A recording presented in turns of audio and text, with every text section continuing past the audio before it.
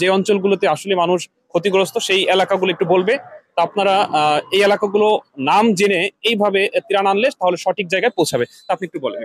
আমরা এখন লাকসাম খিলাবাজার আছে, এই যে আমাদের স্থানীয় শিক্ষার্থী, ওর বাসা এখানে। তোমার বাসা এখানে না? হ্যাঁ, আমাদের বাসা আচ্ছা, তো এখানে। এই জায়গায় বিভিন্ন অঞ্চলে মানুষগুলো এখনো কি অবস্থায় আছে আমাদের এক স্থানীয় ভাই বলবে। আপনারা যদি কেউ ত্রাণ নিয়ে আসেন তাহলে আমার এই স্থানীয় শিক্ষার্থীর মাধ্যমে নৌকা দিয়ে সাহায্য করতে পারবো। তো আমরা এই মুহূর্তে কিছু প্রাথমিক ঔষধ, কিছু পোশাক আর হচ্ছে শুকনা কিছু খাবার নিয়ে ভিতরে ঢুকবো।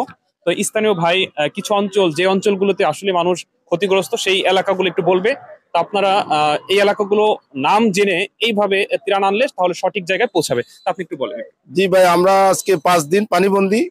আমাদের গ্রামে এখন পর্যন্ত কোনো প্রকার সরকারি হোক বেসরকারি হোক কোনো লোক যাচ্ছে না। অনেক লোক ঘরে চালে বসে রয়েছে, অনেক লোক না খাইয়া বসে আছে, বাচ্চা নিয়ে কান্না করতেছে। আমরা যতটুকু সম্ভব আমাদের গ্রাম থেকে আমরা চেষ্টা চালাইতেছি, খোঁজ নিতেছি, কেউ আমাদেরকে কোনো টান দিচ্ছে না এই পর্যন্ত। আমরা আমাদের কিলা রাজাপুর গ্রাম, বৃহত্তর গ্রাম, একবারে মাঠে অনেক মানুষ না খাইয়া আছে, আশ্রয় পাচ্ছে না। কোনো মতে রেল লাইনে উঠে তারা জীবন বার করতেছে, কষ্টে বসে আছে। এটুকু পর্যন্ত আমরা এই পর্যন্ত আছি। 5-6 দিন আমরা পানি নিচে বন্দি। জি, কিলা রাজাপুর।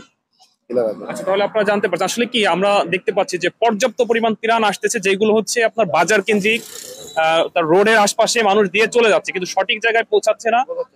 আমার মনে হয় সারা বাংলাদেশ থেকে যেই পরিমাণের অর্থ কালেকশন হচ্ছে, ত্রাণের ব্যবস্থা করা হচ্ছে, এটা যদি সঠিকভাবে ব্যবহার করা হইতো তাহলে মনে হয় না যে এরা আসলে মানে এতটা বিপদে পড়তো, কিন্তু এটা সঠিক ব্যবহার হচ্ছে না। তো আমরা সকলের কাছে অনুরোধ করবো আপনারা যেন আপনাদের ত্রাণগুলো সঠিক জায়গায় পৌঁছান। তো এখানে নাম্বার দেওয়া থাকবে, আপনারা আমাদের সাথে যোগাযোগ করলে আমাদের স্থানীয় শিক্ষার্থীগুলো আপনাদের সাহায্য করবে। ওকে, ধন্যবাদ।